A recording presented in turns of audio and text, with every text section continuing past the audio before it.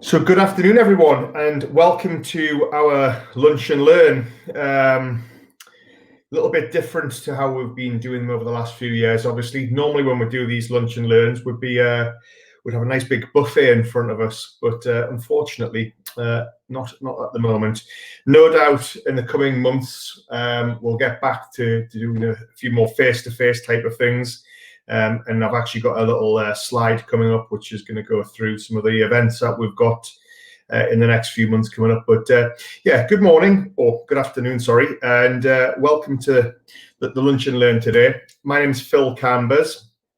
I'm the Commercial Director here at TruStack, and I'm just going to give you a brief introduction as to the proceedings, and then I'm going to pass you over to Paul Whiten from VMware. So I can actually move the slides myself, Zoe, so you don't need to do that. So yeah, here we are, the agenda, starting at 12:30 prompt.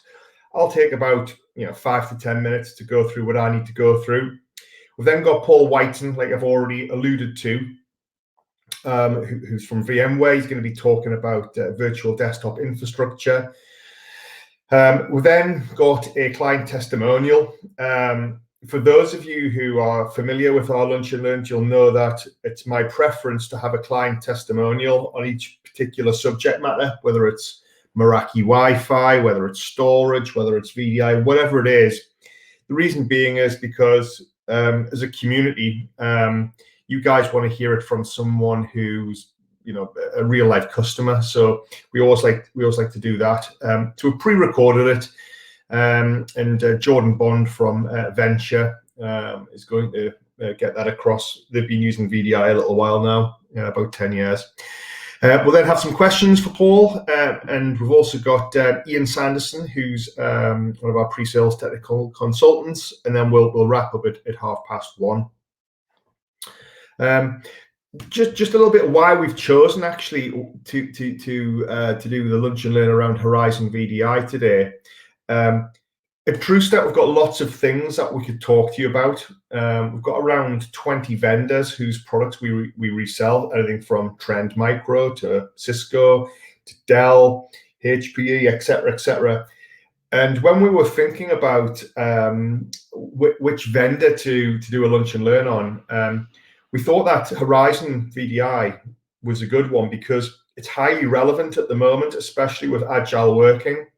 If you look at our VMware business at the moment and how much money we spend with VMware, putting it bluntly, I would say 90% of everything we spend with VMware is around Horizon. We don't really spend that much money on vSphere anymore. Everyone's already virtualized their infrastructure. Obviously, VMware stack is quite broad, so it's not just vSphere. There's lots of other different things like NSX and all sorts of different things. But at the moment, it's highly relevant, and I think Paul's going to allude to that as well in his slides. That there's been a big growth. There's been a bit of a spike in Horizon adoption, and it's been largely driven because of the circumstances that we've found ourselves in over the last 18 months. Okay, so I always put this slide up, even for those people who know us already, because I just think it's worthwhile just reiterating, who we are. We're TruStack. We're a very well-respected managed services provider. We've got that number of 55 staff's always growing. We provide end-to-end managed services, so it's everything from the desktop all the way through to the data center and all of the other things that you might associate with that, like the Office 365, the security around that, multi-factor authentication, and the ongoing management of that. We're a technically led organization. We always have been and we always will be. There's certain products that we carry on our truck, which we've carried collectively between PCI Services, SITS Group, and Pivotal, as was now TruStack, for many, many years. But I don't think it's a bad thing to constantly reflect on kind of our truck, if you like, all the things that we sell in the stack. We're always coming up with new things. If I think about the last 18 months, there's been quite a few things that we've brought to market, which we never sold previously. And that's kind of our job as your trusted advisor, really, to constantly be bringing solutions to you to enhance your business. So we have UK coverage. We've got customers literally all over the UK. We are based in the Northeast, and I'm looking at the attendee list now of people who are on this call. You know, that we've got clients all over the Northeast and all over the UK, across all market sectors. So everything from housing associations to law firms to manufacturing, education, national park authorities. We've got quite an eclectic mix of clients, which I think is a good thing, because in situations like we've found ourselves in the last 18 months, we're not particularly reliant upon one particular vertical. We have a good, healthy, balanced diet of customers, so to speak. And all the customers that we have, whether you're a housing association, a law firm, an offshore oil and gas company, you've all got one thing in common. You've got line of business applications, which you need to provide to your users, whether they be delivered from a public cloud, whether they be delivered from on-premise. It's all about those applications. And I think that's what we're going to get through today. It's about the delivery of the applications to the users. That's what it's all about. And that infrastructure underneath it's quite ubiquitous, actually, whether you're a law firm or a housing association. That underlying architecture, that infrastructure is quite similar.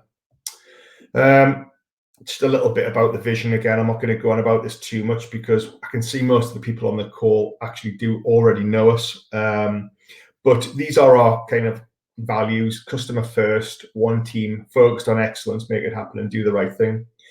Every Friday internally, we have something called Win of the Week.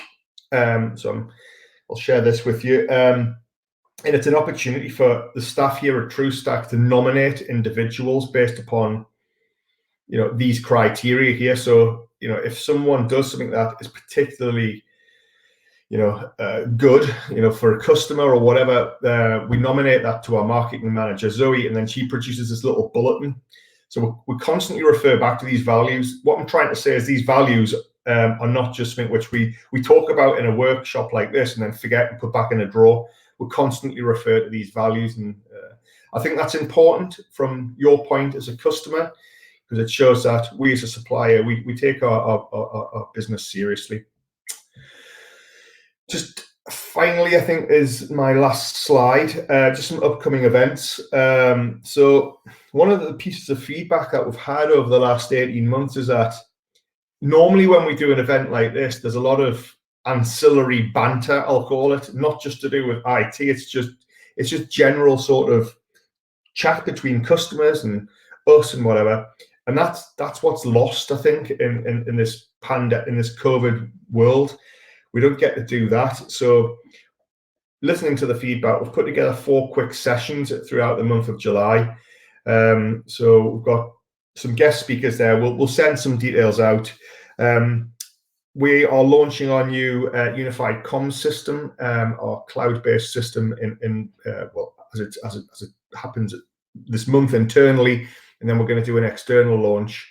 So we'll be doing a lunch and learn around that. It links with 365, with Teams, etc. So keep an eye out for that. But the one I'm most excited about is the one where we actually get to see you face to face, albeit in a socially distanced type of environment, I'm sure.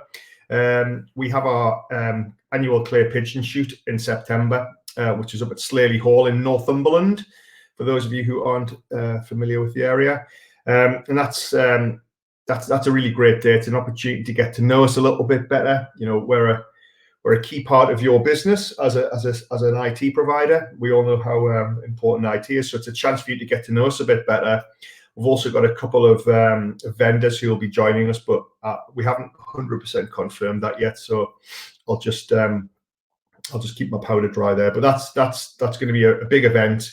We're expecting maybe 40 or 50 clients to come to that. So, you know, I urge you to do that. There is a £10 Just Eat voucher today as well for those of you who are attending. So Zoe will be sending those through, I guess, after this, once that's done. But yeah, it brings me pleasure to announce and hand over to Paul Whiten now from VMware. We've also had a very, very good relationship with VMware for the last 12 years.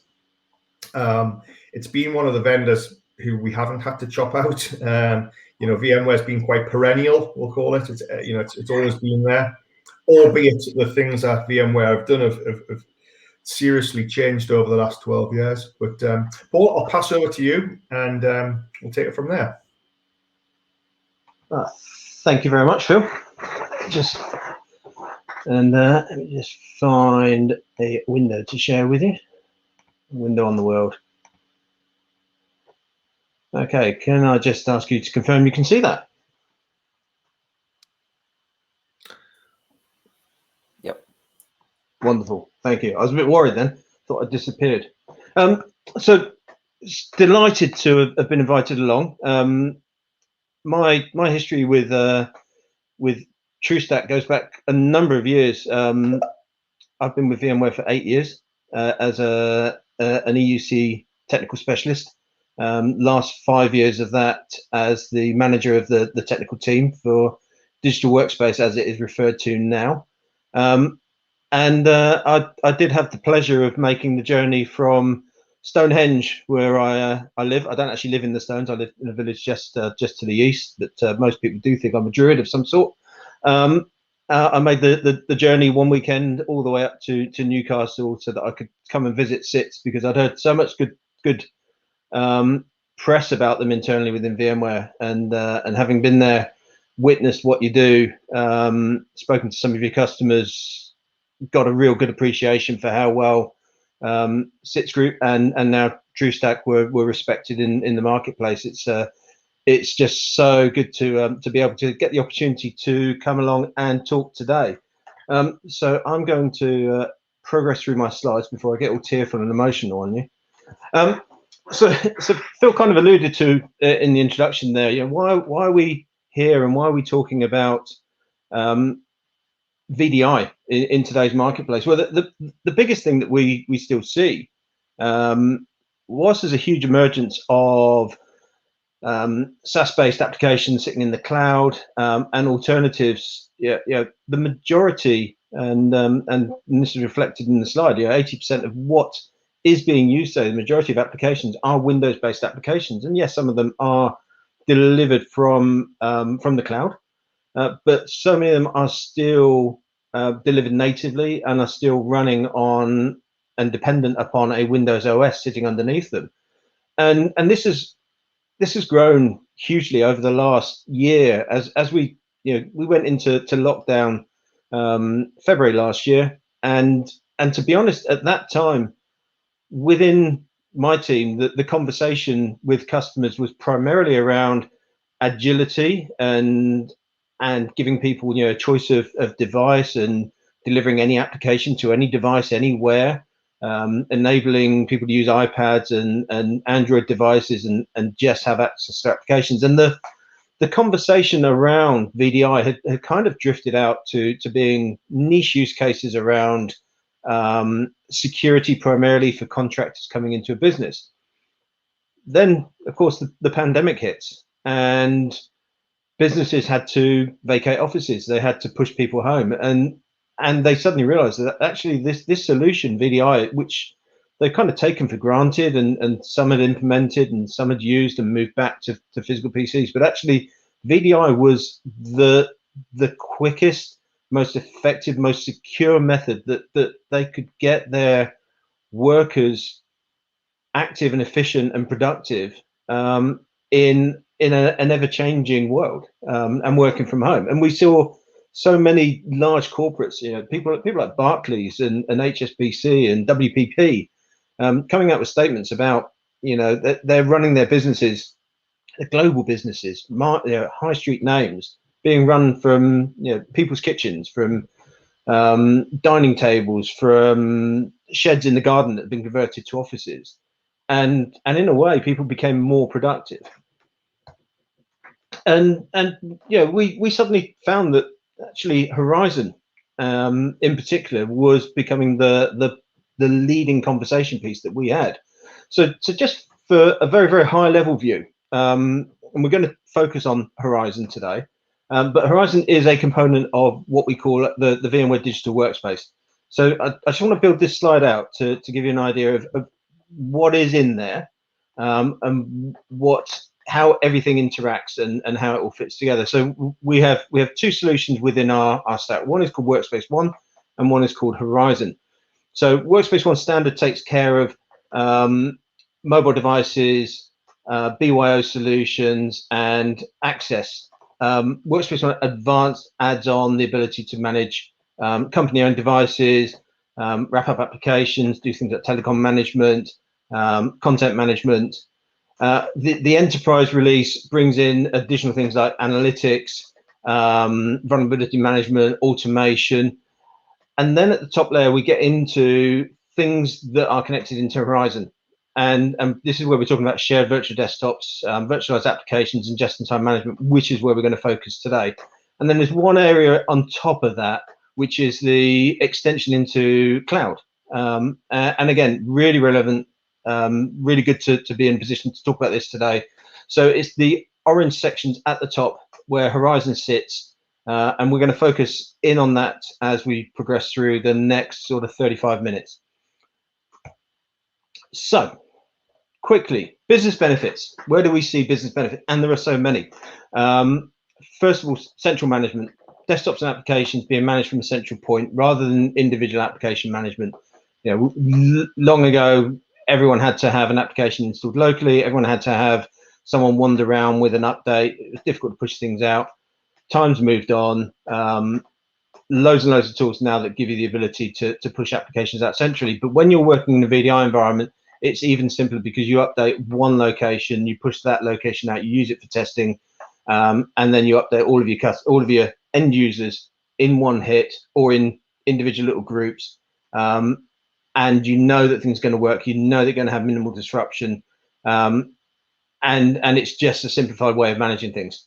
Package once deployed to many, and we'll get into how that works within Horizon, but it's again a very, very simplified way. It's not a complex packaging system. You don't have to know how to do scripting. It's as easy as that native deployment of the application, and then we take a little container away and we deploy that to everyone. Accessing Windows applications from and desktops from any device. Again, we were talking about what we'd focused on as a company, giving people access to apps and data from any device. Well, a desktop is an application.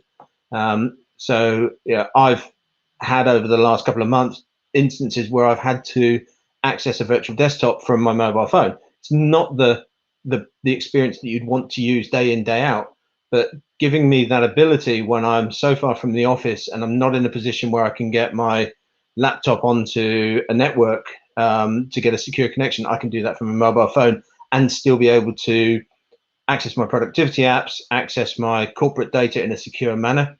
Really, really beneficial. Ideal for BYO. So again, minimal installations required. Everything can actually be run without having to do anything to a user's own device. You can access a full virtual desktop via a web browser without having to make any significant changes. And session persistence, so that knowledge that if you're in one location, you do some work, you need to do some additional follow-up work on that, rather than having to save it, close it, walk away, come back, open it, restart it. You can just disconnect from the session, go about your business, come back an hour, 2 hours later on, reconnect to that session. There's your data exactly where you left it. And the final one there, integration with the Intelligent Hub catalog. That's that's a bit further down through our stack and our integration with Workspace One, so we can provide a single central point of access, and it's how we work within VMware. So the structure of my slides here, and I love presenting these live. Normally I have the number of slides showing up down the side, and there's actually 60 slides in this in a 40-minute session. It's quite ambitious, but a lot of them are title slides, so don't fear this. So we're going to go through some learn elements. We'd normally be doing some hands-on elements in this, but what are we here to learn? First of all, I'm going to start off with some of the basics, and I understand there's people on the call that already have VDI, are familiar with Horizon, but as a starting point, what is VDI and what is RDSH? So kind of let's go back to where we were. Physical PCs sitting on a desk, users sitting in front of them, one-to-one connections. That's the traditional model. And in a lot of instances, that still works well. I'm sat here at the moment on a physical Windows laptop. It is my PC, it has everything on. However, if I chose to, I could switch over and work on a corporate VDI image, which has exactly the same applications available to me from the business perspective, and exactly the same set of tools on the back end for monitoring performance, for monitoring security. So what's the difference when we have VDI? So VDI, as opposed to traditional PCs, is running in your data center or in a cloud. We take each of the component parts of the operating system, the applications, and we bring them in and we store them centrally. Little graphic build out there, frantically tapping away. And what we do is we then give users access via a connection broker, which is part of VMware Horizon, into one of these sessions. So it's an individual virtual desktop instance. It's running a Windows desktop operating system traditionally, and each user gets their own instance of that desktop. Right, it's a lovely, consistent experience. The alternative to that is RDSH, and for anyone that isn't familiar with RDSH, think terminal services. It's just the rebranding that Microsoft did. Microsoft technology that they worked on primarily with Citrix in the very, very early days of this. But the difference is it takes a server operating system and creates multiple sessions. So again, a user from any device connects in the same method, but instead of having an individual instance, so they don't have a Windows 10 instance, they have a Windows Server instance presented to them as a session on that server operating system. So it's a one-to-many as opposed to a one-to-one relationship.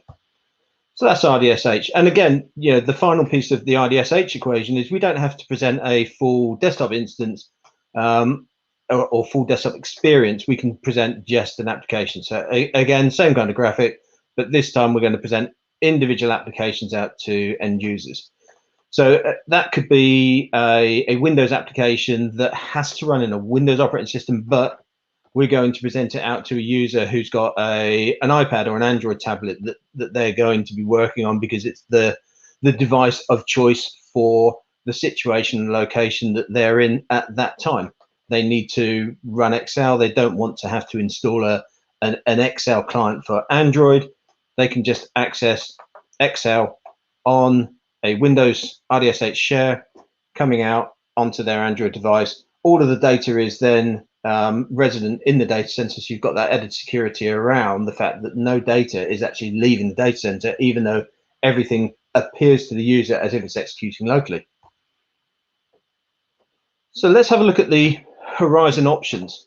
So we have two deployment options. The current version of Horizon is Horizon 8, and this runs purely on VMware SDDCs. Now, this can be on premises, and we saw a huge growth in on-premises deployments during the pandemic, which was a real surprise because we can also deploy this in the cloud. And the enabler for on-premises was the ability now of vendors like Lenovo, HP, and Dell to deliver their HCI models, so things like VxRails, that are tuned and tailored for a certain amount of workload. So we saw customers being able to get equipment out of the major server vendors that they knew would run 100, 200, 400, 500 workloads. And yeah, in the US in particular, we had some customers that went from 0 to 10,000 concurrent users over the course of a couple of weeks on premise. Now, the alternative to that is to deploy in a VMware cloud. So we support, and there's a whole list of them at the bottom there, but the most common ones are AWS, so VMware Cloud on AWS, the GCVE, so Google's VMware Engine, and what's starting to see more and more is the Azure VMware solution. There's also solutions from IBM and Oracle. They'll have their own cloud, of course, but the most common ones are AWS or Azure or GCVE, as GCVE becomes a more mature platform. And this is the same code. So whether you're running it on premises or whether you're running it in the cloud, it is still Horizon 8. It still has all the features and functionalities. You can run high availability across the two. You can connect the two via cloud pod architecture. It is exactly what you would run and deploy today on-prem. The only difference and the only different solution is Horizon Cloud on Azure. And I'm sure many of you have heard about our Horizon Cloud on Azure. So this is a completely different code base. It links back to an acquisition we made way back just after I joined VMware of a company called Desktone.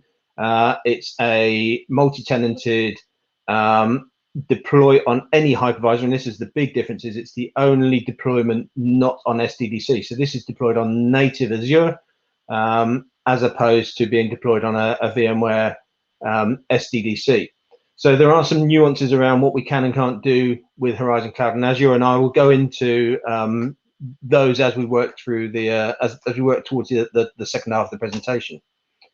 So those are our two deployment options. You can, of course, talk to a managed service provider, and depending on what they're hosting. But if you're looking for a solution through TruStack and ourselves, then it would either be Horizon 8 for on-premise or VMware Cloud, or Horizon Cloud on Azure. And everything, though, is managed centrally by a cloud control plane, depending on which release of Horizon you go for.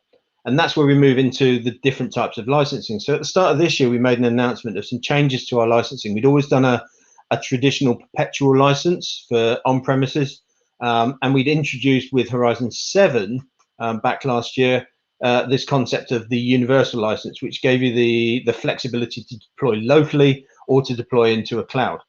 So what we've done is a little bit of terminology change. So perpetual licensing has now become term licensing. So Horizon Term Subscription License gives you the rights to deploy your Horizon 8 instances on a VMware SDDC on premises. All of the other functionalities there, so the application packaging, persona management, everything is included, but it does not give you any access to any of the cloud functionality or the hybrid options.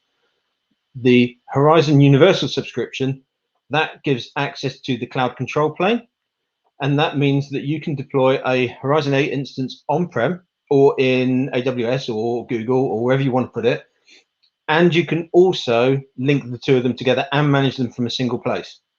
So you could have a Horizon 8 running in your data center because you've got critical applications that need to be run locally. You may also want to have some instances of desktops running in Azure. We can link those two together through the common Horizon Cloud Control Plane, and you can go to that single point and do all of your management of your licenses, your provisioning, your assignments, your updates. Everything can be done centrally, and there's going to be more functionality coming into that as we mature the solution over the rest of this year. There's a lot of work being done around analytics and analysis and performance monitoring coming out of that aspect. So a little bit about VMware Horizon 7 for those of you that have been working with it for the last couple of years. It was a standard, advanced, and enterprise model, and the universal. It included all of your data center components, so all your vSphere, everything you needed to run and host the Horizon, and it gave you access to virtualized Windows applications, shared server desktops, virtual SAN. We have our dynamic endpoint manager, application volumes, and instant clones technology, and those three I'm going to focus on very, very shortly. So what changed with the introduction of Horizon 8? Just some of the functionality actually got bled down through the system. So if you run the standard version now, we've enabled instant clones across everything. And instant clones, for those of you familiar with the way that we've done provisioning over a number of years, we had a functionality called link clones. Link clones had a huge dependency on a SQL database server. I actually spent time with our support teams in Cork and in Atlanta, and it was evident that when we were making this change from instant clones or from link clones to instant clones, there was a huge impact on our support capabilities, because 60% of all of the Horizon support calls that hit those desks were due to the linked clone SQL database. So actually, when we moved down through the stack, took linked clones out and replaced them with instant clones across the board, we took away the SQL and we actually reduced the number of calls that came through. What we also did with Horizon 8 was we added Dynamic Endpoint Manager standard into the standard release, and that is a way of a much smoother way, much more effective way of managing personas. So rather than using group policies, GPOs, roaming profiles, things like that, Dynamic Endpoint Manager gives you a smoother way and a more feature-rich way of managing the user's identity, persona, and their look and feel around their desktops as they move around. Just going to go up through the stack here and build this out a bit more. So advanced introduces some of the optimizations that we have with Teams, and we just announced some additional ones with Zoom, virtualized applications, RDSH, and then just getting up into enterprise and universal. You can also, should you want to run Linux desktops, that is part of the enterprise suite, the help desk tool, session collaboration, and the enterprise version of Dynamic Endpoint Manager, Dynamic Environment Manager. So the enterprise version adds technologies where we can create specific configurations for applications. So a user fires up an application, it can have a dedicated printer with it. It could only be run at certain times of the day. So we can get really, really granular around control of applications. And we can also capture any changes that the user may make to some of their specific applications when they log off and log back in. So that's how it looks now from a structure and content. Just going to flick into this. So just build this one out. So for the SDDC components, you can also deploy this on VCF. So don't be put off. I know VCF doesn't list Horizon as one of its auto deploys. It's got some nuances around load balancing and things. So we do support running Horizon 8 on top of VCF, if that is the way you've gone. But of course, you can use traditional vSphere. And I did show in the slide, I didn't really mention it, but it's one of the areas that was really adopted in the last year, particularly around education. Horizon always has included the ability to broker connections to physical PCs. It's not something we've really talked about. It was a rare use case. In the early days, I would see some customers where they would have an IT services PC sitting in the data center that they wanted to connect to, and we could deploy the agent and give them access to that, and it could all be done via Horizon. We developed this more as a productized solution as part of the pandemic response. We saw a lot of education in particular where they said, we can't have students in, but we've got all of these PCs sitting in suites. We want them to be able to use it. So what we were doing was giving them the ability to deploy the agent across those PCs, set up a connection broker and unified access gateway so that they could get a secure connection in, and the students were then able to go onto the PC in the room as if they were sat there and utilize those resources much better. And we had some of the larger universities that adopted this, so that it saved them thousands in the requirements that they had these PCs, and otherwise they'd have just been sat in the room and they would have had to come up with something. They've had to go into the cloud and go with AWS or Azure to provide students access to PCs. So this is there. It's a good solution. I wouldn't say it's the way that I would want to work day in, day out, but really, really viable. So just going to go into the 3 components that I mentioned just now in a little bit more detail. So the just-in-time management platform, if you ever sit on an Americanized presentation of this, they'll call it JUMP, JMP, but it's the just-in-time management platform. And it was introduced with VMware Horizon 7, and it's a combination of instant clones for provisioning of the desktop, app volumes for delivering applications, and DEM for providing personalization for the users.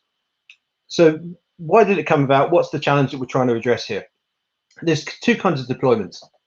There's a persistent deployment of a desktop, so user logs in, they always get the same desktop. That's traditional. It's typically a full clone desktop, so it's a one-to-one representation. Every time they log out, their configurations remain. They log back in, they go back into the same session. The challenge with that is it can take up a lot of space on the disk subsystem. It requires a lot more management because you're managing like a physical PC, you're managing every single instance. So whilst it's still viable in certain circumstances, a lot of people wanted to try and move away from it. And you'd go to the alternative, which is a non-persistent. So the user logs in, they get a fresh desktop, they access the applications they want to access, they do what they have to do, they log out, that desktop gets deleted, they log back in, they're faced with another fresh desktop. That's great, but it's not a great user experience, and everything really is driven by experience. So we brought this together, and there are lots of technologies that offer this, but we brought this together to introduce a truly stateless desktop that gave the user the impression that they were getting their desktop every time they log in, and that is down to the combination of app volumes for delivering the applications that they require, but also the DEM component that ensures that any personalization. So if they've changed their desktop because that they're allowed, they have permissions to change the background, that's saved. They've set up their default printers, that's saved. They've moved icons to a location that makes sense to them, that's all saved. They log out, that gets stored as part of the DEM profile. They log back in, that gets reintroduced, and everything looks to the user as if they've never been away. It's that consistent, it says there, consistent user experience across multiple sessions. So how do we do this? Combination of the three. So ultra fast desktop provisioning. So instant clones provisions the desktop in sub-second. So if I'm going to show you very, very quickly a build through here of what an instant clone session looks like. So the user logs in. We create a basic virtual desktop from a template. So we have a template sitting out on the storage subsystem. Now that could be vSAN, that could be a storage array, a SAN, whatever it is you're using. Ideally, all flash is the way to go with that, because this just helps speed up the process. But we create a desktop, immediately the user logs in from the template. We apply customizations to that, so that will be delivering applications using the app volumes component, and we can then layer on the user customizations that they need for those applications. The user gets their customized desktop. When the user logs out, the user state is saved, the desktop is destroyed, and we're back to square one. Now that process of creating the virtual desktop takes roughly 1 to 2 seconds. Adding the customizations for the applications takes 10 to 15 seconds. And the persona customization, again, can take anything, depending on how much has got to be done. It can take anything from 5 to 15 seconds. End to end, we would typically expect out of the box to see something around 30 to 35 seconds for the creation, login, and personalization aspects of the process. And that's the difference instant clones made. Link clones was good, wasn't as quick, because link clones was very, very dependent on the storage subsystem doing a lot of the work. The instant clone technology, whilst the template resides on the storage and things are provisioned onto storage, the sessions are actually duplicated in RAM. So yeah, it's much, much quicker. It's done in higher volume because each individual host can create its own instance session. So if you've got 12 hosts in a cluster and you've got 100 users all logging in, yeah, if they all log in at the same time, those 12 hosts are going to share the workload of creating sessions. So think about 12 hosts, that's going to be roughly 8 to 9 sessions each. If each one of those is done in a second, actually there's no real delay from that number of users logging in. So yeah, instant clones is fundamental to everything we do. It's fundamental to the speed that we can provision these at, it's instrumental to reducing the complexity of the infrastructure. As I said, with link clones, you used to require the SQL database, and in a production environment, that would need to be highly available SQL. You'd want to back it up. So we've taken all of that out. Instant clones is built into vSphere at its core. It's actually a vSphere functionality that we adopted. So just showing you there how I've just talked through it. So the template virtual machine is used to provision the desktops. Now, the great thing about this is that when you come to do your updates, if you've got to apply patches to the Windows operating system, you don't have to impact any of the users. Users can work quite happily because they're working off the existing template. When you go through the patching process, you will open the existing template, you'll apply the patches, you'll shut it down, you'll create a new template. Ideally, you'd then go and test it against the applications in a controlled manner. You make sure everything works. And then what you do is you set a policy that when the user logs out, their existing desktop gets deleted. When they log back in, they'll be directed to the new template. They will get the new updates, any new security functionality and new features, and it's seamless to the user. So minimal disruption. Again, coming back to why is VDI suddenly such a great proposition, because people have realized around the simplicity of management and simplicity of updates. App volumes I've touched on already. So app volumes is how we capture and package applications, and packaging applications is a bit of a poor way of talking it through. So every virtual machine is created the same way. So we have virtualized hardware, we have a virtualized OS, we have a VMDK on that, and we have our applications that the users need to access to do their job. We used to talk about these being app stacks in the early versions of app volumes. It was always an app stack.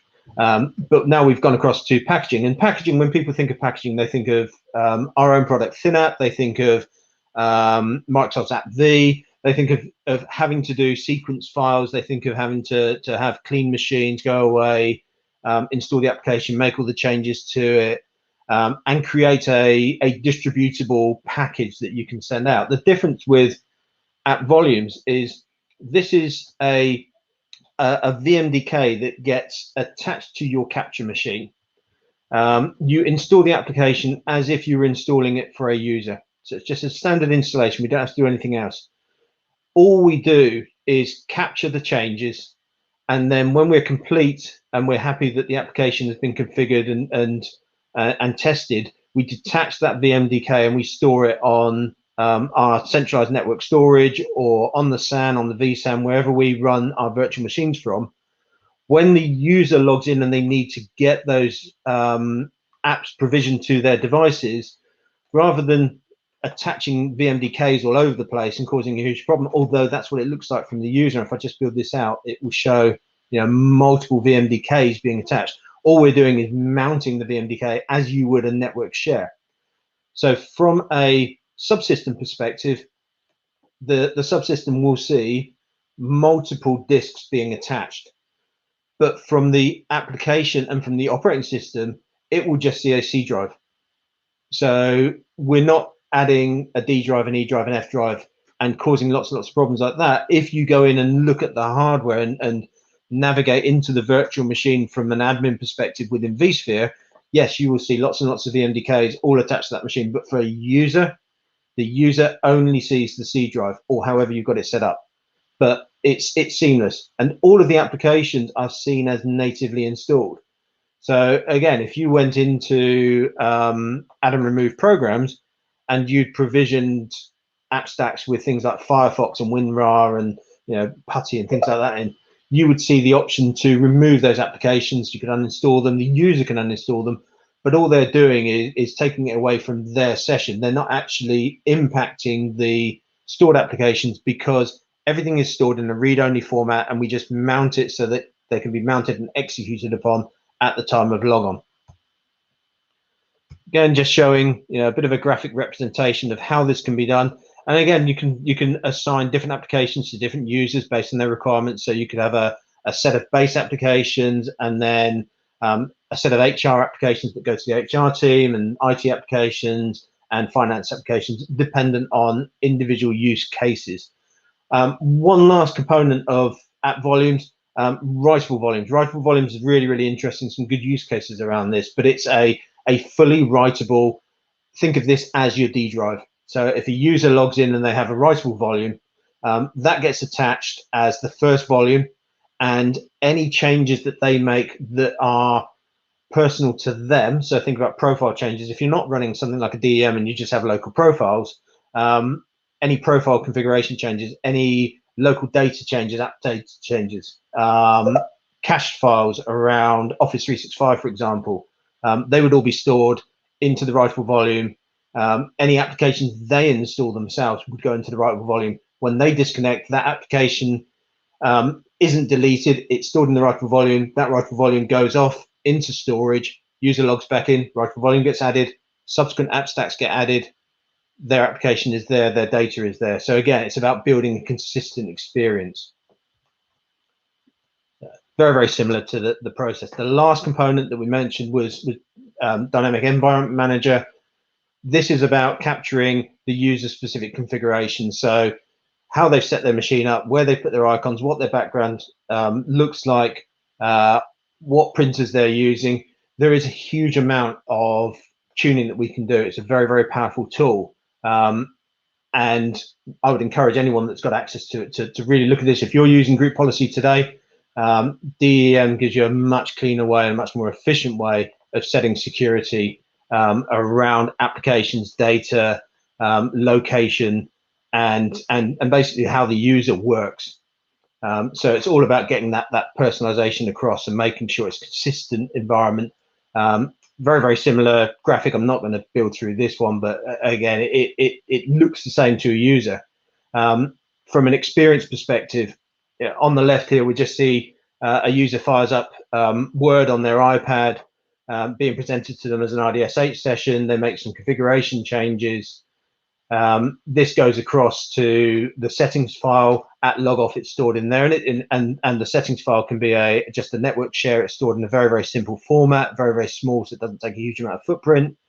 User comes back, they log on to a virtual desktop, and because they're logging on with the same credentials on the same network, the settings come back, and again, their Word document and their setup is exactly the same. It persists across the two. A few benefits on there. Not going to dwell too much on these because I think most people will understand. You know, if you can give a persistent look and feel across multiple sessions, across multiple devices, a user is going to be much more acceptable of any change that you make. One of the big options that I will highlight, though, is just in the bottom left there. There is an optional self-support tool and a help desk tool.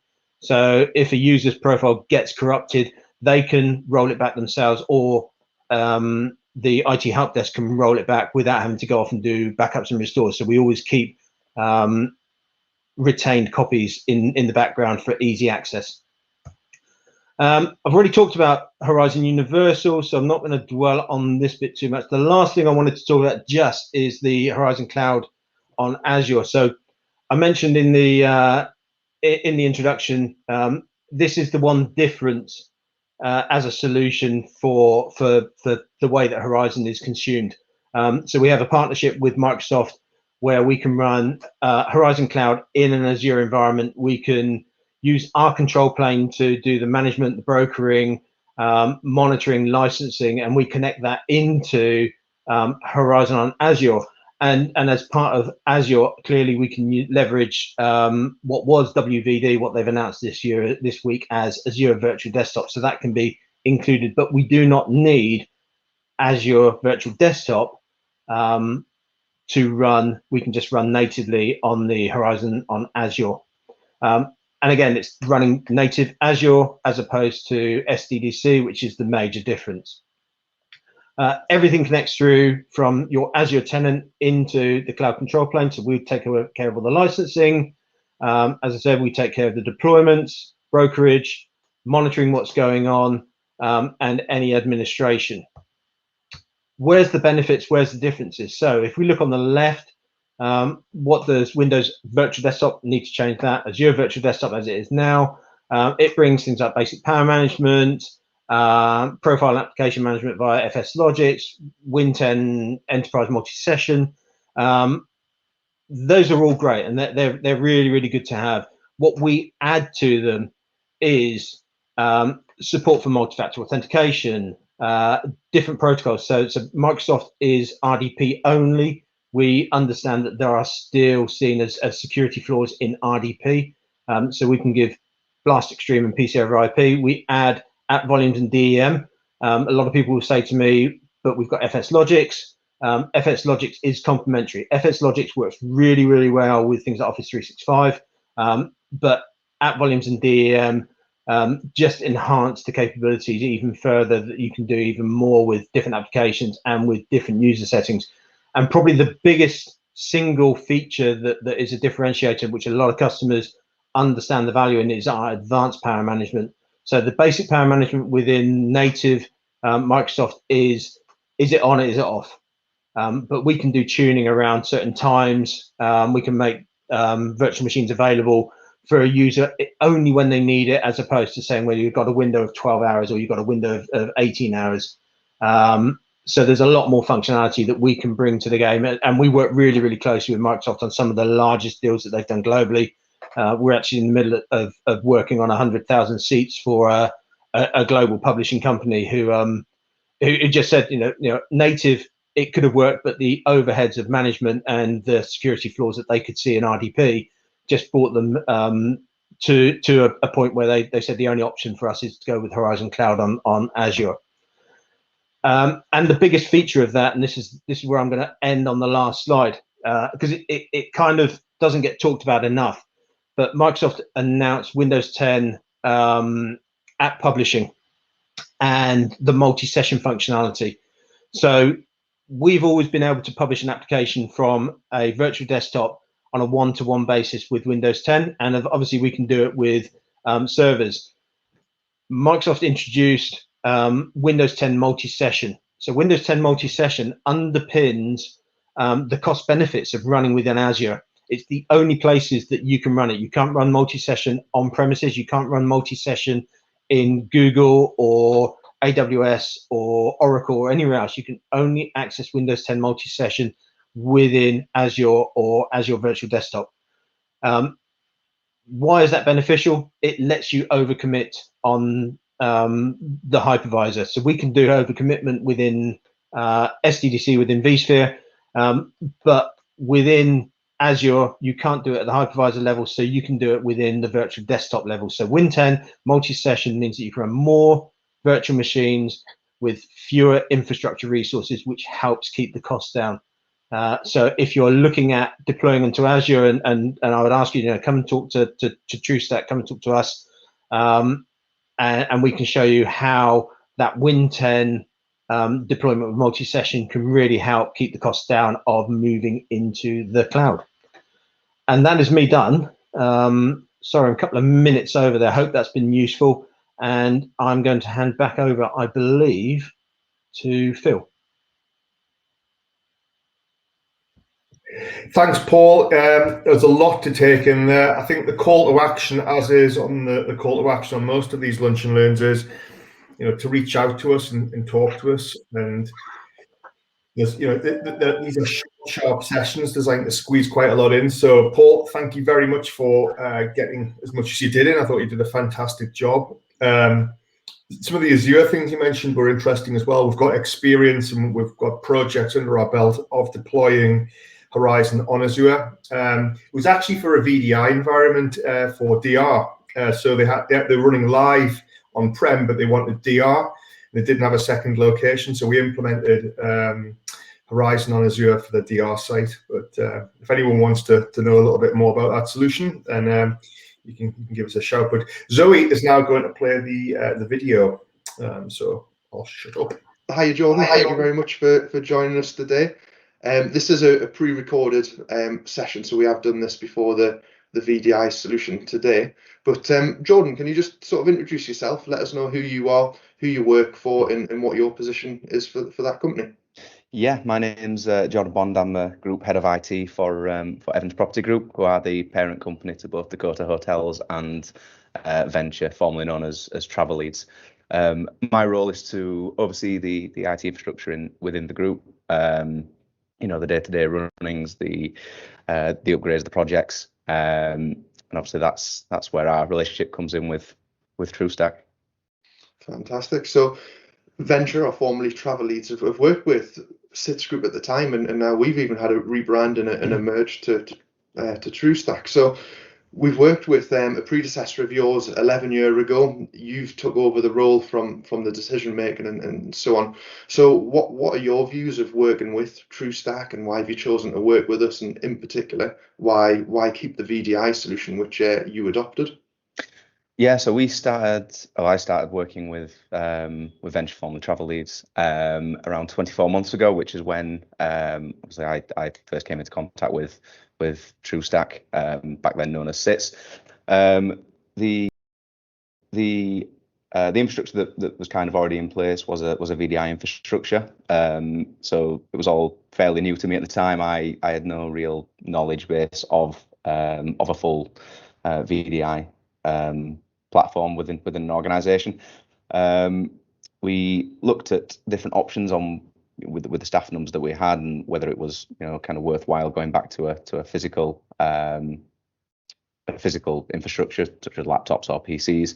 But kind of after review and meeting with a few different companies and looking at different solutions and options, we found that TruStack had provided the best solution for what our requirements were and still are.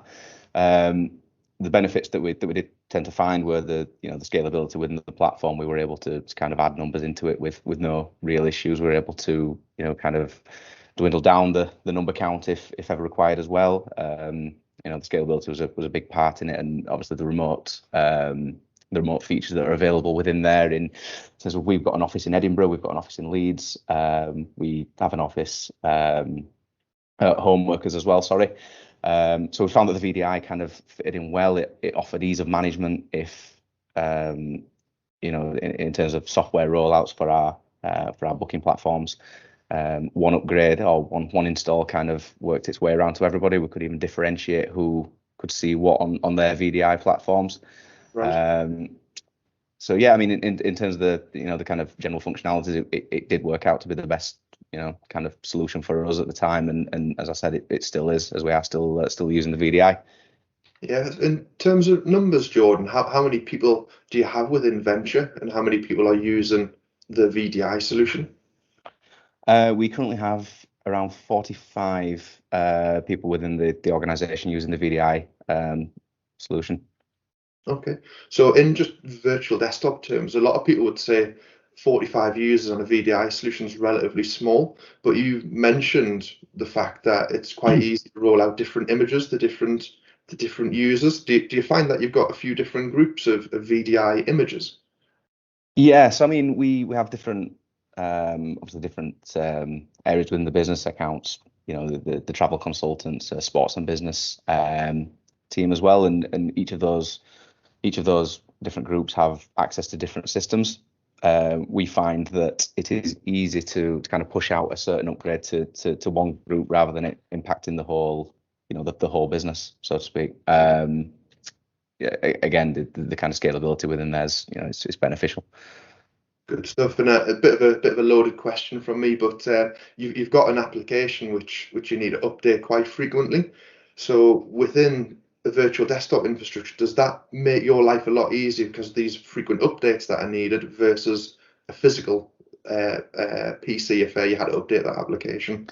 Yeah, so in terms of the frequent upgrade that we do, so we have a development team in-house, and our development guys are able to kind of work on the platform, on the software, and push a kind of test out to a test VDI that we have kind of in the background that doesn't impact anybody. We're able to push that test VDI out to certain users who we want to test it for us. If all comes back okay, then we are able to roll that out, to everybody, knowing full well that we are in peace of mind that system works. The VDI offers us obviously rollback as well. So if there are any issues, we are able to roll back to a previous version. So it always keeps the business continuity is a key factor within there. Absolutely. So would there be any way, if you were in a physical world, of testing that application without actually rolling it out live? You would have many number of PCs and power sockets in use in one room in order to test. So you'd be testing it out on a couple of different PCs and then having to go around and physically install it on every single device. The VDI allows us to do that from one place without really leaving our office. Brilliant, absolutely. And again, you mentioned a couple of different offices that you've got. You've got one in Edinburgh, you've got one in Leeds, and the one which sort of resonated with me was the remote workers. Obviously, with the last year that we've all gone through, sort of the government forcing us to work from home, how has VDI helped in that scenario? The VDI has been an absolute lifesaver during COVID. I don't think we could have had it any easier in getting our guys, up and working from home. I think, if we needed to give them laptops, we gave them laptops. We just put the VMware Horizon software on the laptop and off they went, and they were able to access everything within the office network as normal. In terms of getting everybody up and running. From home working, we're probably talking less than a day to go around everybody and get that sorted. Right. Oh, brilliant. Good stuff. And now that you've just told us this week, literally you've all gone back to the office. So I know you've used VDI before you went to it, but VDI going from home, coming back into the office, will the users see any difference? Is there any training that you need to do or go around and catch up with anybody again?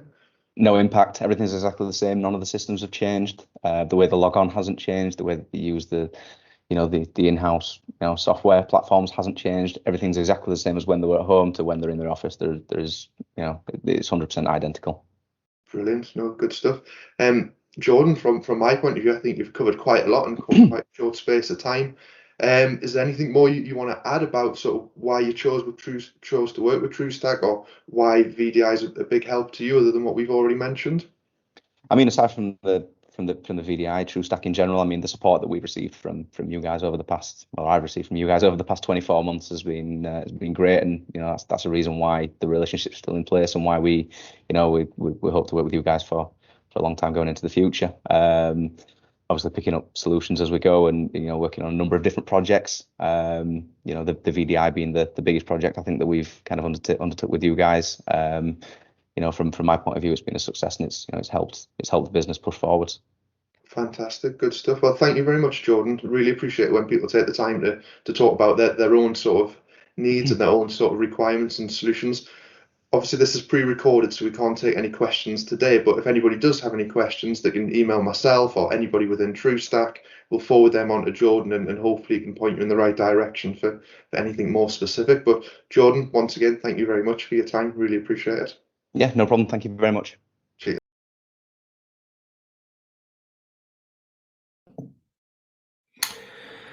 Yeah, thanks to Jordan for that one. Everyone's really busy at the moment, so taking the time out of his day to pre-record that little session was very much appreciated. So, do we have any questions? I know we've run over a little bit, but has anybody got any questions that they want to put forward now in the chat, or not?